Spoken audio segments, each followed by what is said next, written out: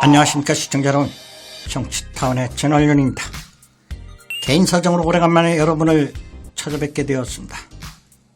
오늘은 대한민국에서 대통령이 되려면 거짓말을 잘해야 된다는 제목을 가지고 여러분을 찾아보려고 합니다. 과거 대통령도 그렇고 지금 현재의 문재인 대통령도 거짓말을 잘해 대통령이 된 것 같습니다. 그래서 대한민국에서는 누가 거짓말을 더 잘하는가에 따라 대통령이 되었고, 기업 또한 누가 사기를 잘 쳐서 깜빵에 갔다 왔느냐가 돈을 많이 버는 세상인 것 같습니다.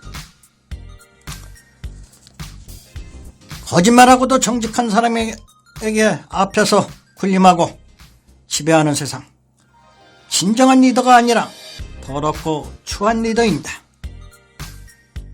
방송에 앞서 구독, 좋아요 꼭 눌러주시면 대단히 고맙겠습니다.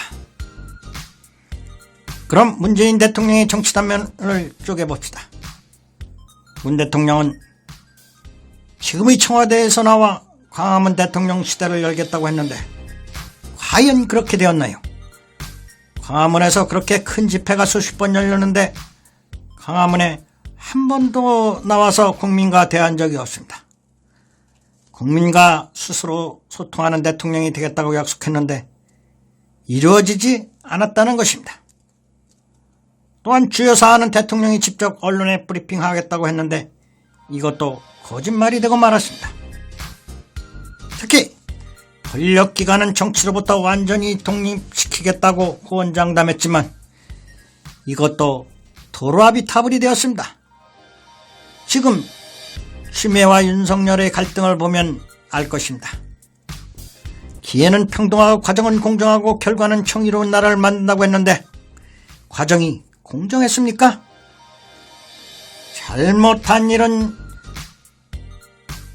잘못했다고 국민에게 말씀드리고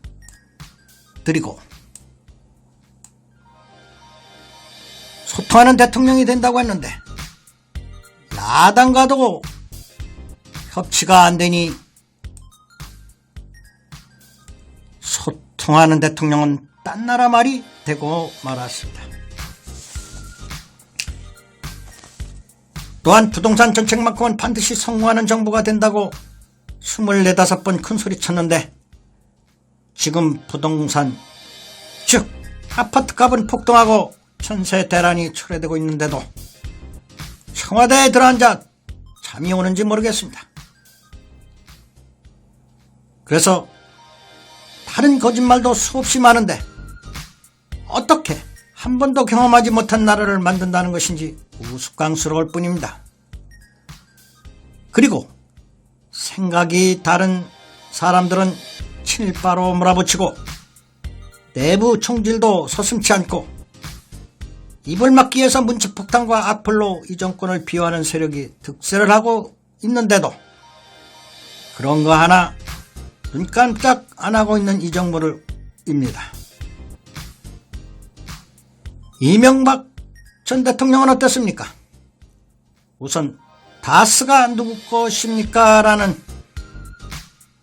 제목이 수년을 강타했는데 이제는 다스가 이명박 것이 되어서 징역 17년을 받아 재수감 상태에 이르렀습니다.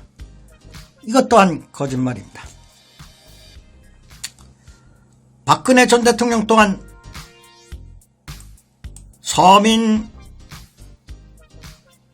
살리는 경제민주화로 국민이 잘 살게 한다더니 국정농단 사태로 이어지는 거짓말과 침묵으로 감옥에 있는 상태가 바로 거짓말에서 그 모든 원인을 찾을 수 있습니다.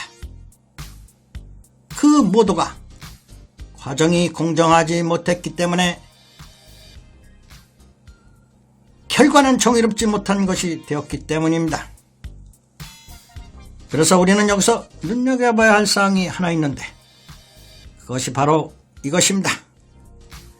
대한민국에서 대통령이 당선되려면 누가 거짓말을 굵고 그럴싸하게 하느냐의 거짓말 경쟁인 것 같습니다. 결과를 보십시오. 거짓말을 많이 한 사람이 대통령에 당선됐다는 사실. 그래서 대한민국에서 대통령이 되려면 거짓말을 잘해야 될 수 있다는 아이러니 웃기지 않습니까? 이제 2022년 대선이 다가오고 있습니다. 차기 대통령 선거에서도 누가 거짓말을 잘해 국민을 현혹시키는가에 따라 대통령이 될 것 같습니다. 지금 대권주자로 거론되고 있는 이낙연 후보도 말을 바꾸고 있습니다. 말을 바꾼다는 것은 거짓말을 한다는 것입니다. 잘못된 당 공천으로 인한 사고 지역은 후보 공천을 안 낸다더니 지금 당원을 바꿔 공천하고 있다고 하니 이것 또한 거짓말이 아닐 수 없습니다.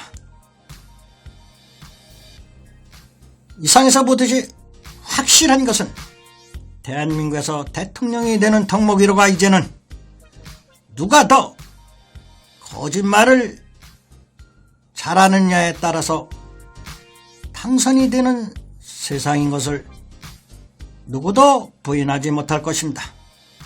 그래서 누가 거짓말을 더 잘해서 대통령에 당선된다는 웃기는 세상, 추한 세상에 우리는